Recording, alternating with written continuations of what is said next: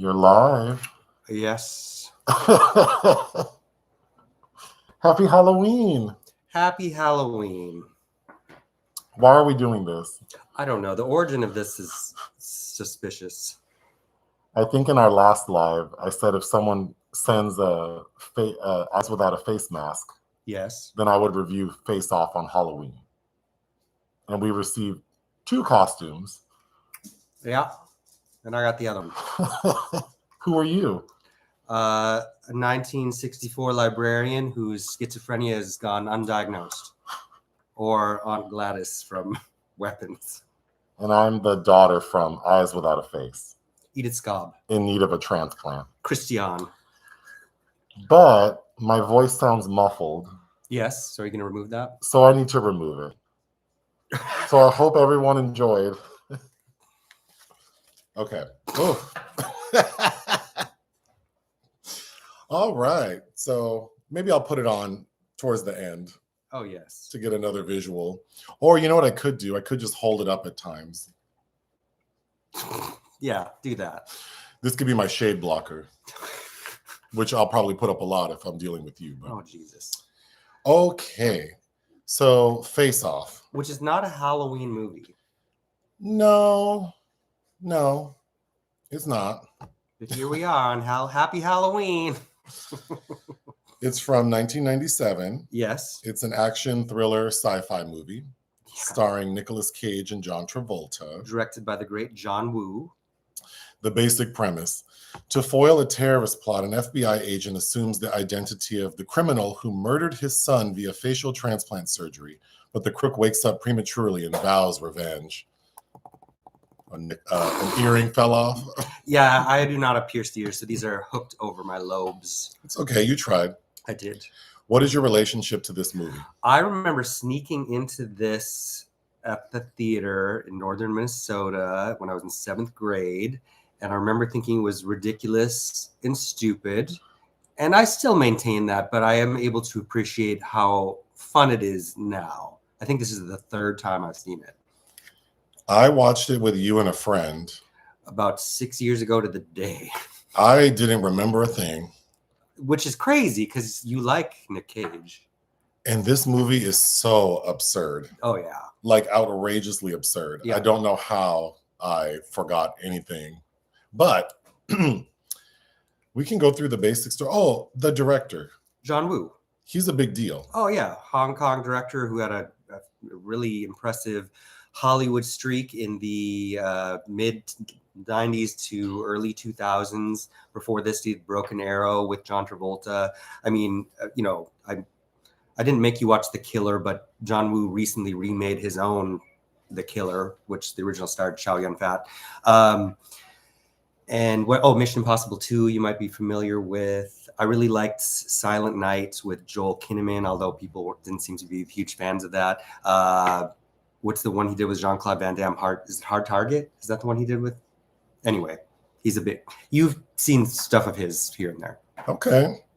Well, I thought this movie was fun for a minute. Unfortunately, it is 139 minutes. It is long. I think it worked for like maybe 80 minutes. Sure. Yeah. Mm-hmm. It is so absurd. The story is that John Travolta is an FBI agent trying to hunt down Nicolas Cage, and he does. But in the process, John Travolta's son is shot and killed. So we flash forward 6 years and see John Travolta is still trying to find Nicolas Cage, and he does. And in the process of capturing Nicolas Cage, puts him in a coma. Yes. But we find out that Nicolas Cage has planted a bomb somewhere. So of course, it's like, how are we going to defuse this bomb? That's set to go off in a week.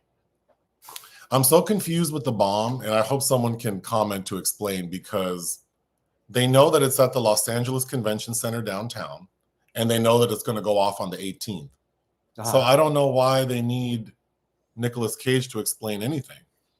Don't we have a bomb squad, or did I miss something? I don't know.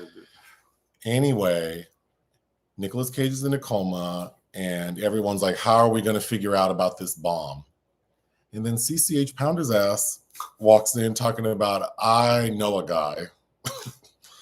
who can basically take Nicolas Cage's face and put it on you. So if you do that, maybe you can infiltrate his little circle. It's completely reversible. It's completely reversed, which we need to talk about because John Travolta is worried about, well, Nicolas Cage's John Travolta is worrying about scars at the end, which I think is funny. But John Travolta's crazy ass does it and immediately gets sent to Erewhon prison, which is like Guantanamo, I guess. Oh, how names change and things age, yes. And he gets there and immediately, Nicolas Cage's brother, his character's name is what? Troy? It's Castor and Pollux. Castor Troy and... It's Castor Troy and Pollux Troy. And then what is John Travolta's name? Sean Archer. That's right. Castor Troy's brother sees Nicolas Cage's body, and we know that it's John Travolta, and he immediately is suspicious. Oh, yeah. Do you understand how or why? His savant. I don't know. That was shade. But his dumbass gets into this prison, and guess who wakes up from the coma? Nicolas Cage, without a face. And then somehow, seemingly like within an hour, gets the entire team. He gets Tommy Flanagan and the boys, and he's like, get this doctor here and every agent that might possibly know about this. What is it called? The Wayne Institute? What's something? Yeah. Colmfiore. Oh, the Walsh Institute. Yes. They get Dr. Walsh, played by Colmfiore, CCH Pounder, and then there is another agent, Robert Wisdom, who is close to John Travolta. They get his ass there. Tito Jackson. Force them to make the switch and then kill them. Excuse me. So now Nicolas Cage is in John Travolta's body wreaking havoc. He decides that what he should do is not let the bomb go off. He should single-handedly defuse it so that he becomes a hero. And that's what he does. And now that he's like a top-notch cop, I guess he feels like he has the power to do anything. So then the big question is, how in the world is John Travolta as Nicolas Cage going to get out of this prison? Very easily. Very, very easily. He gets out, and then we get the final like hour of the movie is kind of like this back and forth with this extended chase sequence / shootout that was so unnecessary to me. The prison is also a magnetic force field in the middle of the ocean. Which reminded me of that movie with Wedlock with Mimi Rogers and Rutger Hauer. Which is fun. Uh-huh. Also, the prison was giving me that movie with Arnold Schwarzenegger and Kurt Russell and Sylvester Stallone,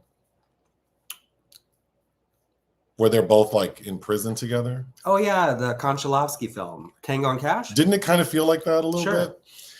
Okay, so they get out. They being John Travolta's Nicolas Cage. He finally connects with the bad guy. Long extended chase shootout, and then of course Nicolas Cage in John Travolta's body gets killed, and then they're able to transplant Travolta's face back onto his body.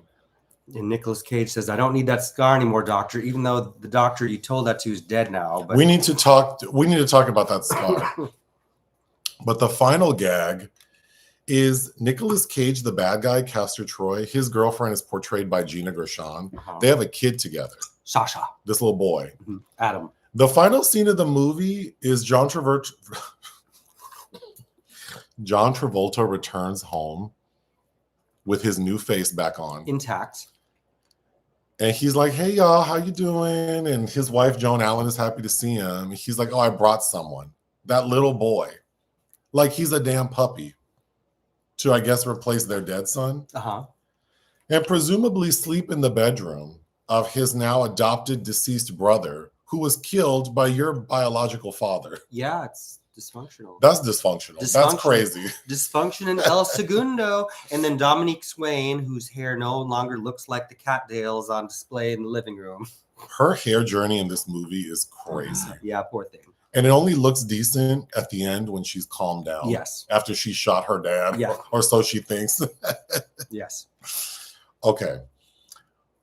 Like I said, I found it amusing in the beginning because you get Nicolas Cage acting a fool. Mm-hmm. And then when the transition happens, and then John Travolta, his body is Nicolas Cage portraying him. And so now you see John Travolta trying to cage it up. I thought that was fun. Yeah, it's amusing. Mm-hmm.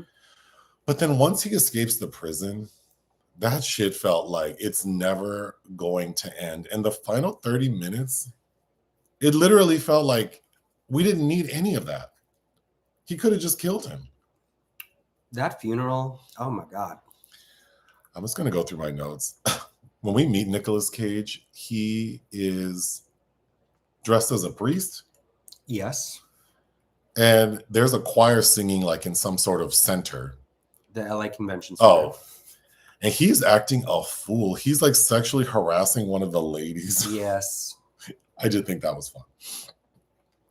When we flash forward 6 years, we see that John Travolta has not given up on his son, which those plot points are always annoying to me because he has a full team, which includes Margaret Cho, Yes. who, of course, I love as a comedian and as a person.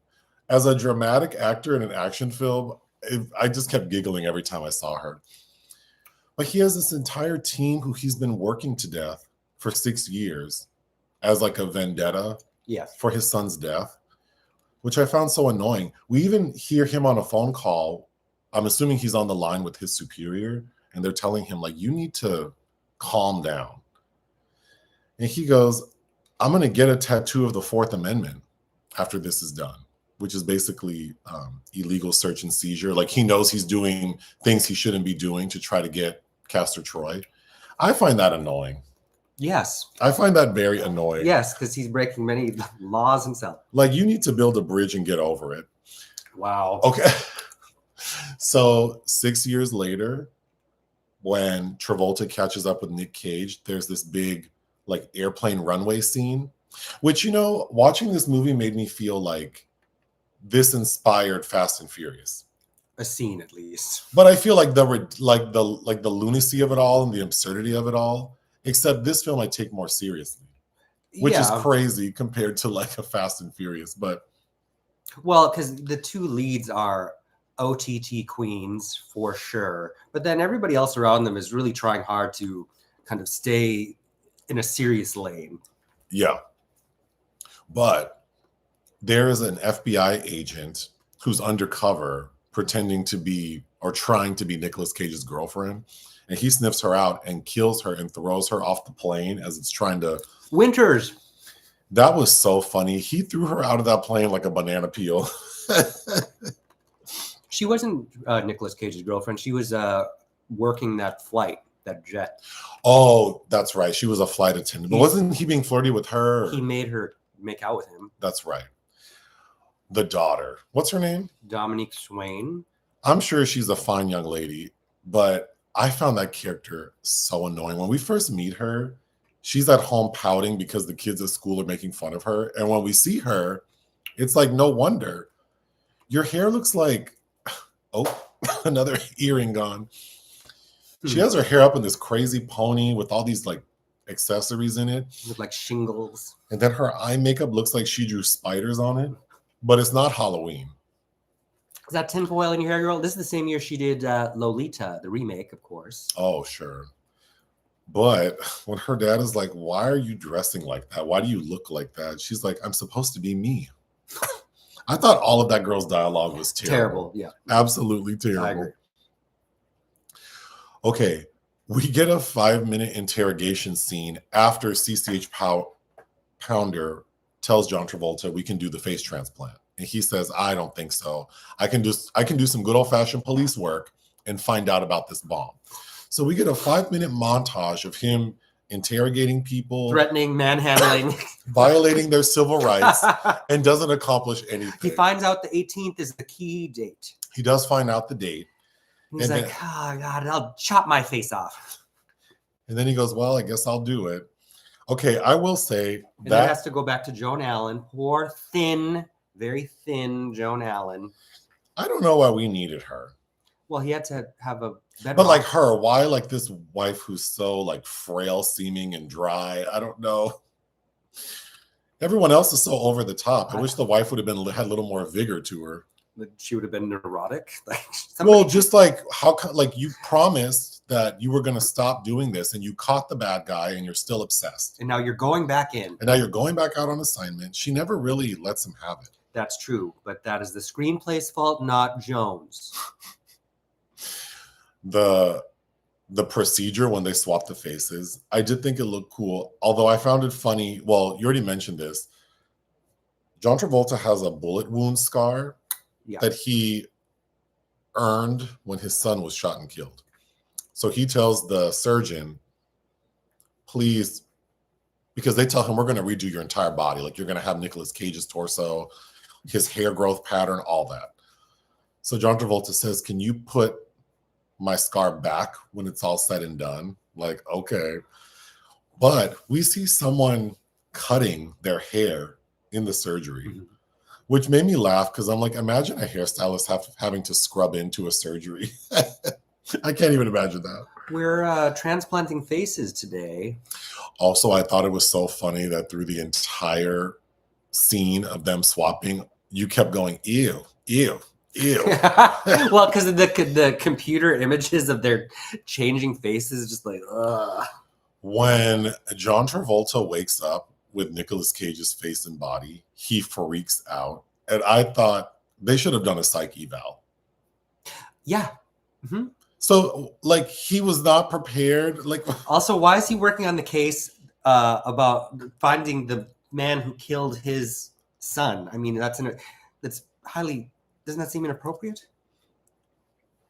Those queens on Drag Race get more prep than this man did. Okay, again, maybe someone can explain. We're told it's 6 days until that bomb is supposed to go off. We know it's at the downtown Los Angeles Convention Center. Why do we need Nick Cage's information for anything? The bomb squad can't detonate it or defuse it? Well, because the CCH Pounder tells us that there's going to be ripple effects based on what's in the bomb, blah, blah, blah. So they want to mitigate that as best they can, of course. You know, I will say the story is so absurd that I feel like it has to be ridiculous throughout. So I'm not judging it like it's supposed to be serious, but I do feel like there were some things that they could have jazzed up a little bit. Okay, Nick, when he wakes up from the coma, he has no face. They just left him there in bandages. And then we see him smoking a cigarette with no face.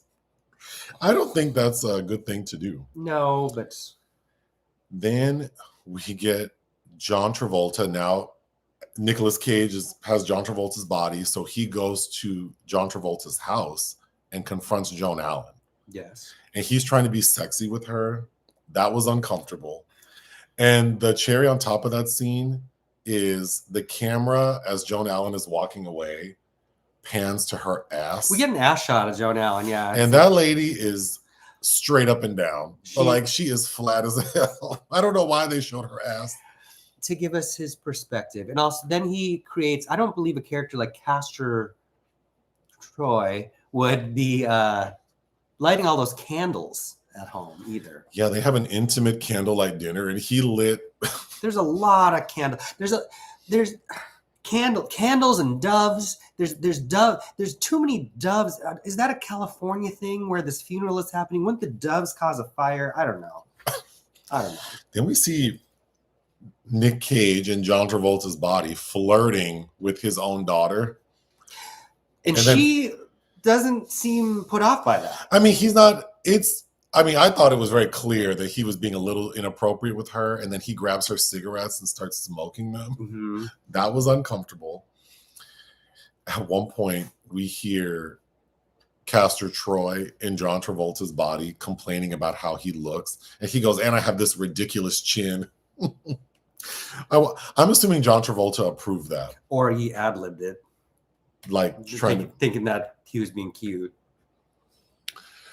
There are like computer graphics for the bomb. Yes. Because we get like an email message talking about the bomb, and it's like this buxom woman. Isn't it Sinclair? Is that the name of the lady? Sinclair's hot. And then when we get to the bomb, it has a screen, and there's also there are also graphics of like a buxom woman. Mm-hmm. We didn't need that. No. I guess it's supposed to show that he's like vulgar.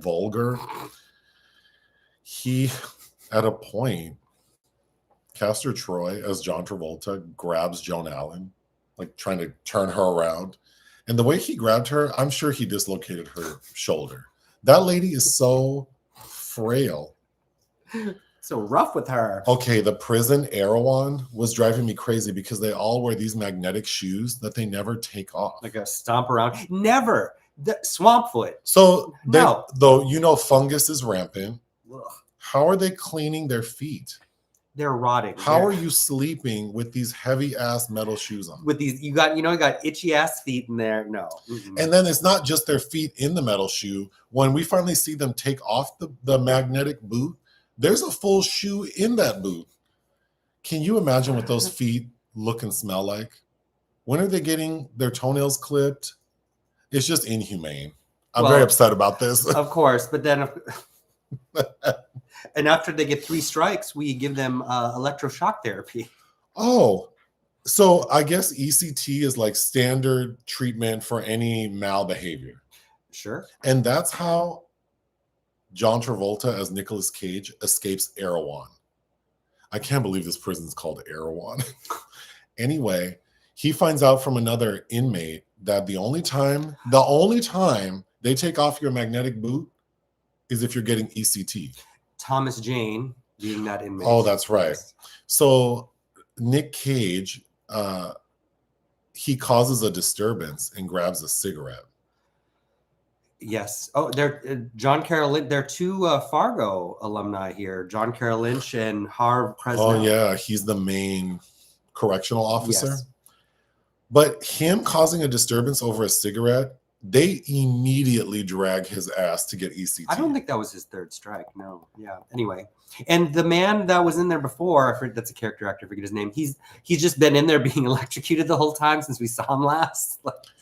So they take off Nicolas Cage's boots, strap his ass in, and then the other guy is laying on the ground, clearly out of it, and he basically says, "Let's get out of here." And that guy gets up like the Hulk. Yes. It's unbelievable. Uh-huh. They beat up the correctional officers. They escape this high security prison so easily. And I kept thinking, where does he think they are? You know they're in the middle of the ocean. And sure enough, they're in the middle of the ocean. Guantanamo by the sea. Did he think he was in like Redondo Beach? Like, where did he think he was that he could just break out and like get back home? He swims to LA. Purportedly. But wouldn't the FBI know where Erewhon is? Yes. And also there's a helicopter chase when he gets to the top of this facility and they shoot at him and he jumps in the water and then the helicopter goes away, even though clearly they could follow where this man, this human breathing mammalian creature would need to come up from air. He gets to the shore so easily. And we were thinking he was probably in Marina Del Rey and he got to the Cheesecake Factory to the valet and stole a key. He hops into a Volvo and very easily gets to the hospital where Joan Allen works as a doctor.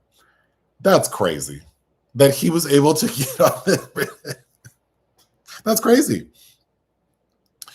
Okay, the stunt doubles for Travolta and Nicolas Cage they're funny. They're funny. Well, it's back in the day before we knew what we would have HD. We would have HD and we could pause. But specifically for Nick Cage, because he has one of those low Caesars, and I noticed 2 different stunt doubles who have significantly longer hair and different hair colors. I just find that so funny. But I don't want to take away from this movie is like, we're not going to get movies like this anymore. No. Like full practical stunts. So just for that, I would say this movie's worth watching because it does feel like a spectacle.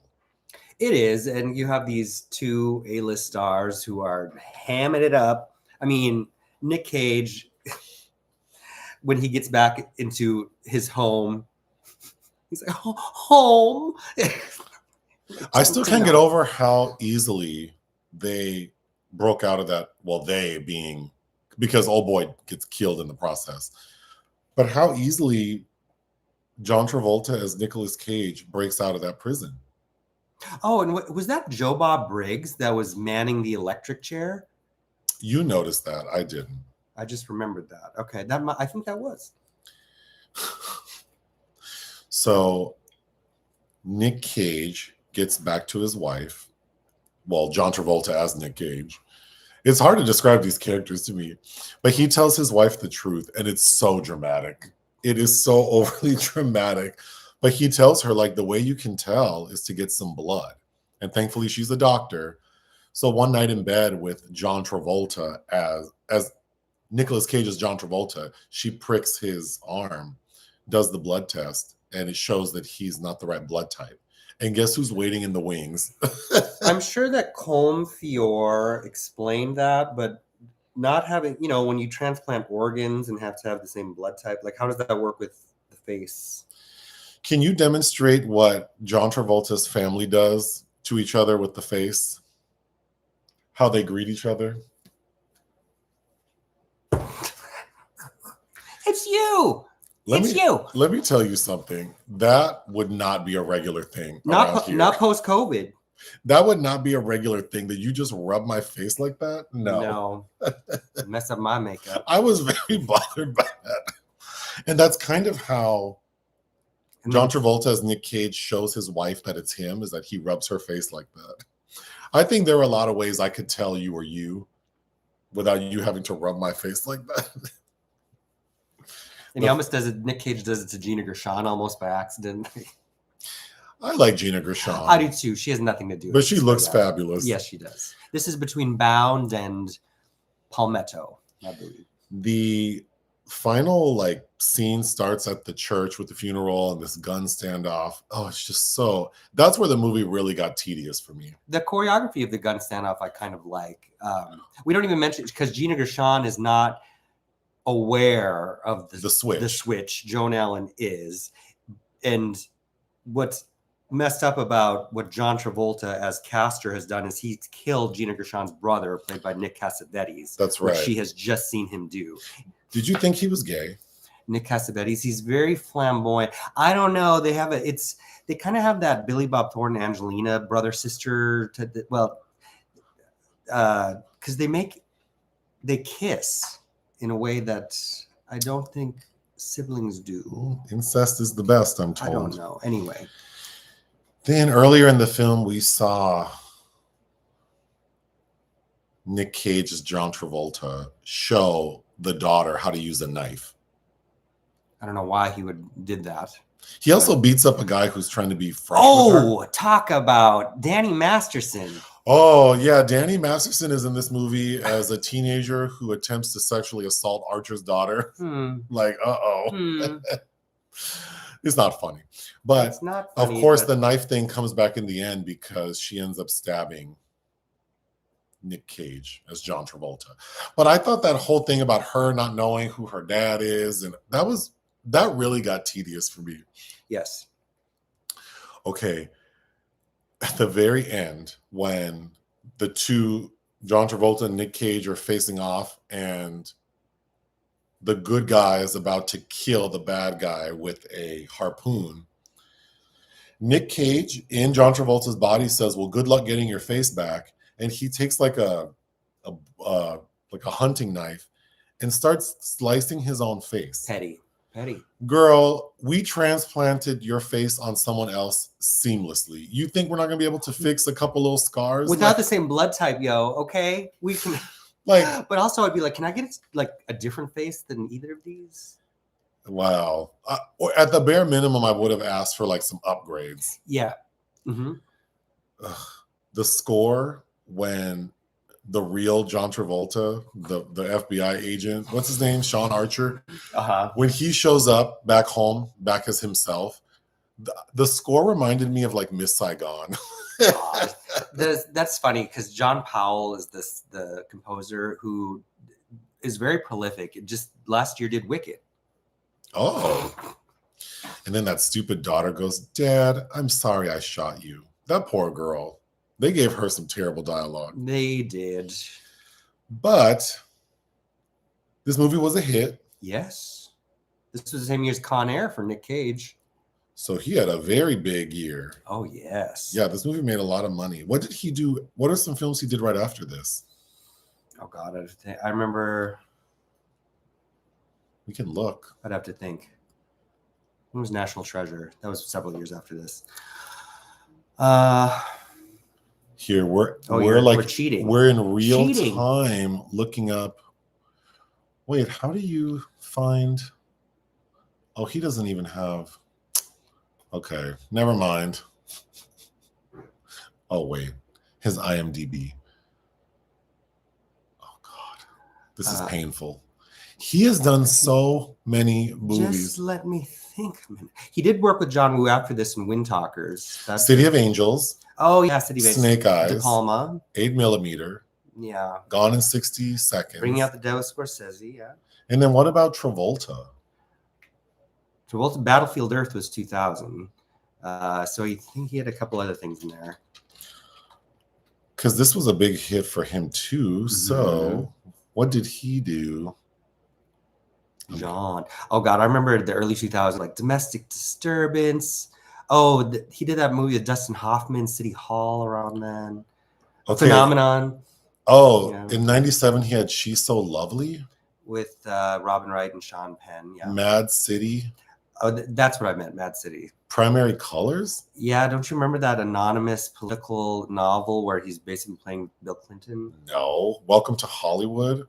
I never saw that. Wow. So his career after this did not go the way Nicolas Cage's did. Thin Red Line was Malick. Civil Action was... These are big movies? Yeah, Civil Action I remember being a big movie. General's Daughter got a lot of attention. And then Battlefield Earth. Okay. And then after Swordfish.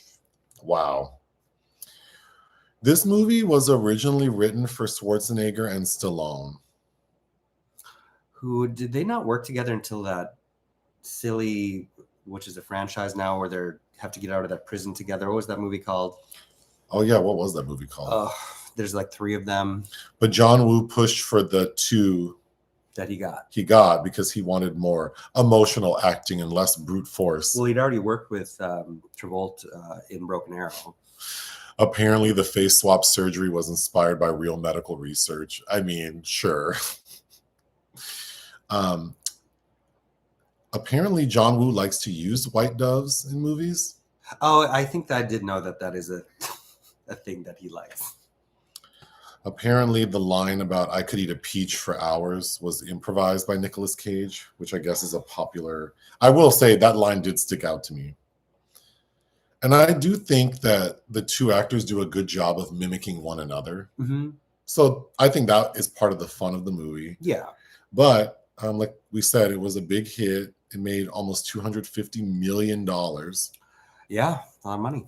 I think if I saw this in the theater in 97, I probably would have had a lot of fun. I mean, I was a kid. And the dum-dums that I was with, they didn't know what the hell. I mean, I know who Joan Allen, this is the same year she did Ice Storm with Sigourney Weaver. I know who she was. And I'm sitting there talking about Joan Allen, and these dum-dums are like, let's go smoke cigarettes behind the mall. This movie was nominated for an Academy Award for Best Sound Editing. Okay. I don't know that I think the sound editing stood out to me. Well, what would you give? I mean, what is the movie called? Face Off. I know a lot of people love this film. It is fun. I think it is. I don't think it's a good film. Will I watch it again? Maybe eventually one day. But I'm giving it a 2 because I don't love it. I think it's really long and very silly. And not a Halloween film. No. I would give it 2.5 out of 5. I think the first hour and a half are like a fun, silly, like action-packed movie. And so it's worth it for that. Sure. And maybe if if my allergies weren't kicking my ass, maybe the final hour wouldn't have been so hard to get through. Okay, I'll go through comments. Hello, everyone. So for people who don't know, Nick is Aunt Gladys from Weapons. And I'm really seeing these. I'm old girl from Eyes Without a Face, the daughter who needs a face transplant. Someone was kind enough to send these. Oh, you brought the bottle of water. Oh, you need a stick. Oh, we should have gone outside and got a stick and a piece of string. I actually think you look good as Gladys. I think I look like someone who needed to make an executive decision and didn't, and is suffering the consequences of that. Nick, that wig turned out great. Oh, are you the person who sent it? I think the wig looks nice. And this wig also looks like, I mean, it's pretty close to what I think her hair looked like in the movie. Yeah. This is not a length I would choose for myself. What, you'd want longer hair? Yes. A lot of ladies have hair like that. They do, but I mean, as someone who does not have hair, and if I could choose for myself. I like this hair enough. Yeah, I think it's like a nice, reasonable. I would say this lady needs to maybe trim, like she probably needs to trim the sides and let the top be the main focus, because but we might, I don't know. Yeah, well, I can't tell. This lady needs to stop wearing a hat and then going out without fixing it. Yeah, I feel like if she trimmed the sides really low and then let the top be voluminous, that could be cute. I don't think we bashed this movie because it is so absurd that I was cackling for half of it. Yes, again, as an adult, where it's like watching, like, this is so stupid. It is very, but it's stupid. Funny, yeah. Happy Halloween. Oh, I forgot about the bingo boards. I wonder how many. Should I try to conjure up things from the bingo board? Well, I know for sure you need to mention Sigourney Weaver. I already did. Oh, you did? I need to mention Janet Jackson. Joan Allen in the Ice Storm. Well, does that count? Yeah. Oh, the cat made an appearance. Anyway, okay. These costumes. I look like Javier Bardem from No Country for Old Men. Yeah, it is kind of giving that a little bit. I should just step out like this, but like with normal clothes on. No one would. No, we live in LA. The things you see. No one would care. Not on Halloween. Nick's smeared lipstick is sending me. Also, it's something I wouldn't do to myself. Who here is going to be able to explain? What is it? A mean secretary? Did we watch Just an Accident? I don't know what that is. Is that I can't see. Oh, the Panahi. No, Joseph hasn't. I have. It won the Palme d'Or. Yes, the name of the prison is Erewhon, which is so fun to me. It should look much nicer in there. Thank you, Six Strings. Hey guys, it's been a while since I've caught a live. Loving the looks. The face-off premise was diabolical. I can only imagine that plot being pitched. They're so laissez-faire about it too. Like, yeah, we can do it. You should. And when CCH Pounder says it's 100% reversible. If we have that technology, why are people running around looking like this? I don't understand. Right? Yeah, it's called Face Off, but their entire bodies are changed. Although they only mention like torso and hair and face. They don't mention other body parts. But I guess that really wouldn't matter. For the purpose of this assignment, no. Face Off is the first 5 out of 5 movie I've ever seen. Oh. Is it an emotional 5? Not me scared. Y'all look great. On a technical level, there's a lot to admire, yes. Nick Cage has an annoying face. I could agree with that. I don't think he looks annoying. This is back when this was his real face, though, too. Tango and Cash is what we were talking about. I did say that. Oh, okay.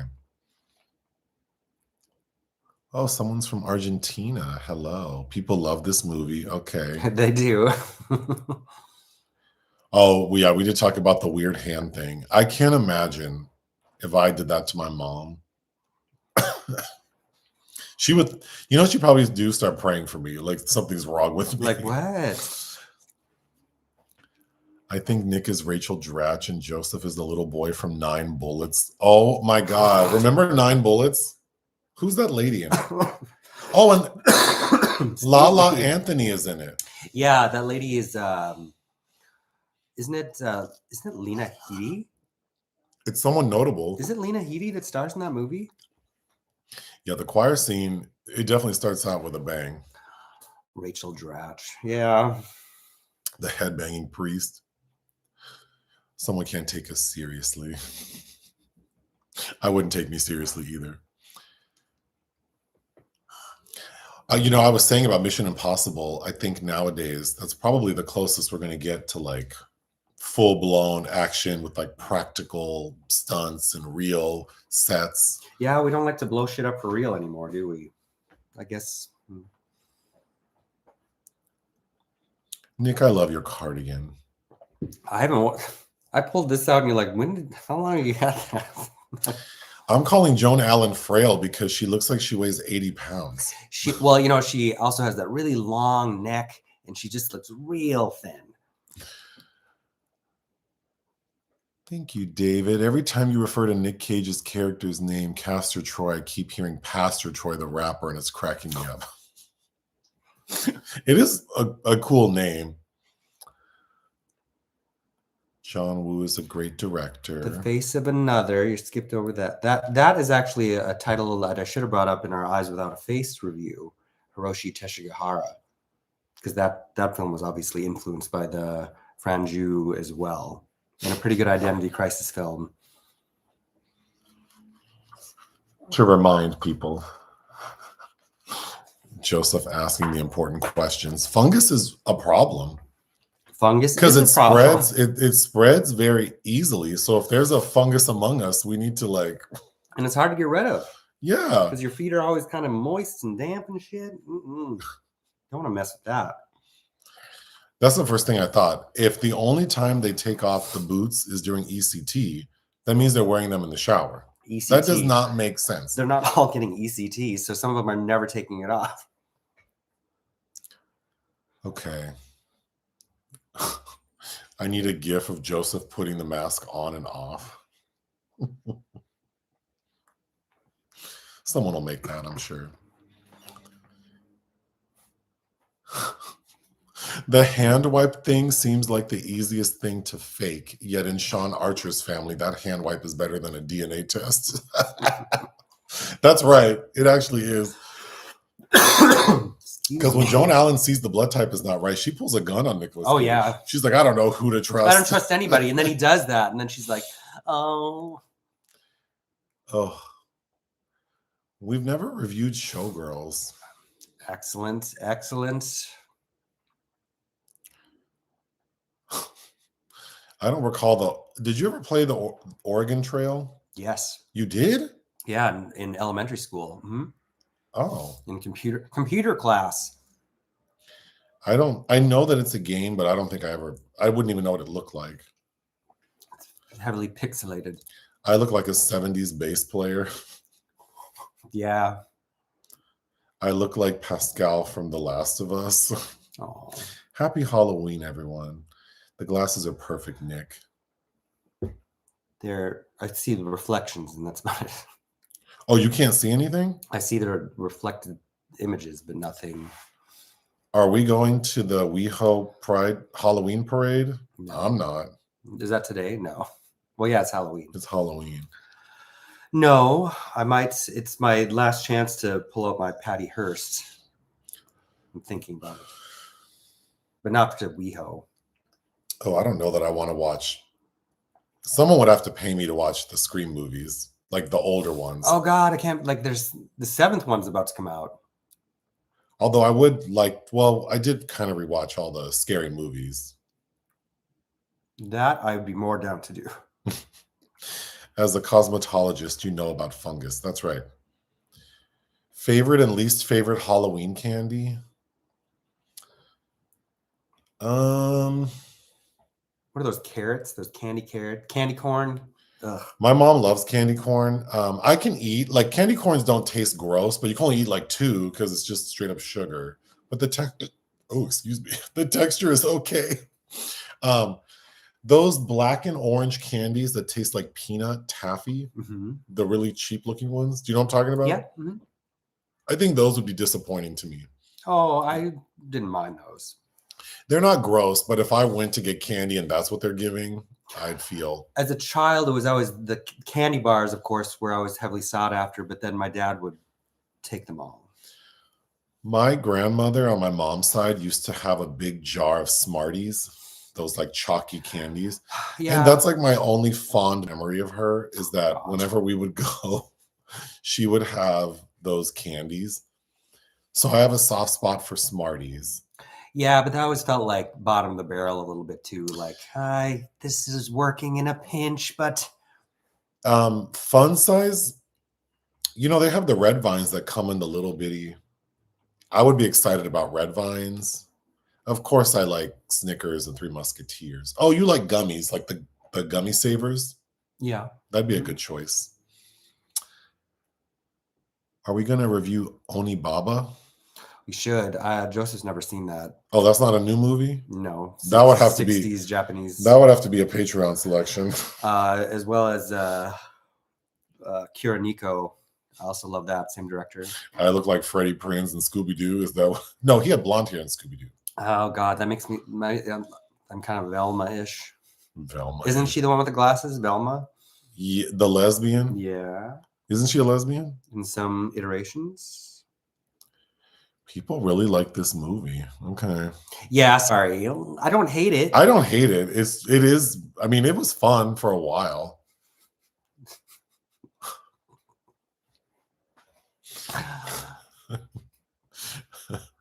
Someone wants me to do a Whitney Houston impression of what y'all better lay low. Oh, that show. I did watch that reality show, but it was sad seeing her like that. Yes. Oh, okay. I'm going to Hollywood's Forever Cemetery tomorrow. What's November 1st? What are they doing? Probably a movie. What's on the docket for nonfiction November? Oh God, I haven't even thought of that. I haven't thought of it. There's so much to do. Someone said, no, don't take your kids good candy. Well, my dad didn't want fat children, so he would take the good candy. What's your favorite Halloween horror movie? Halloween? No, I don't know. I don't know. I have to think about it. I've been on a Giallo kick lately. If I had to watch something tonight with a group of people, I'd probably put on Texas Chainsaw Massacre 2. Oh God. Okay. There are a lot of good choices. I mean, I would think of that like something like if people showed up and there was an impromptu movie night, I'd slap on Sleepwalkers. Oh, that's a good one. It's not really scary, but I love it. What are movies you think shouldn't be spoiled? Lots of them. Well, I mean, I think you can talk about whatever you want to, but there's a movie coming out called Sarat that I think that people should. I thought it was amazing. People should go in blind. I agree. It's too bad you haven't seen the Panahi film because that won over Sarat at Cannes, and it would have been interesting to hear if you agreed with me about how that shouldn't have happened. Have you watched Ella McKay yet? No, the trailer for that? Ugh. I don't know. I'm not looking forward to it. But yes, we will probably see that with Jamie Lee Curtis. He doesn't know. No. Someone would choose Nightmare on Elm Street, like the third one. Okay. The Dream. That's Patricia Arquette, right?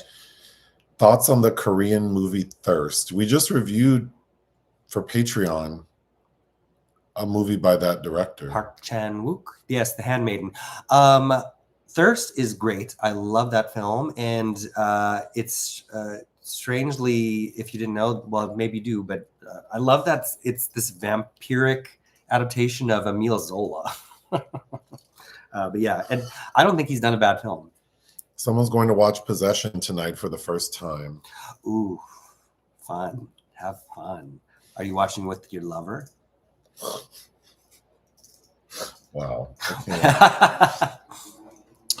What time is it over there? 4:50. Will we check out the Vampire Lestat? I mean, with what time? I don't know. I don't know. I still gotta watch Alien Earth. I loved It Was Just an Accident and Surratt. Yeah, like you can like both. I can't wait for Hamnet. Yeah, I've heard that's good. Have you already seen the latest Kelly Reichardt mastermind? I saw that at Cannes. Joseph has not. Huh. It was okay. Well, it's Halloween. Yes. I hope people are safe out there. Nick did not get another big pumpkin this year. I didn't. It was kind of a stressful week. Have you seen Obsession by Curry Parker or any of his other works? No, actually. Oh. But, yeah, I think if people do go out, be careful. I guess you can take candy from strangers. Don't, what is it? When I was a kid, it was like you'd never take caramelized apples because there could be razors in it. Oh yeah, that was what the big fear when I was a kid. Well, that was Face Off. Thank you for the costumes. Oh yes, thank you. Is there anything else you'd like to say? No. All right, happy Halloween. Happy Halloween.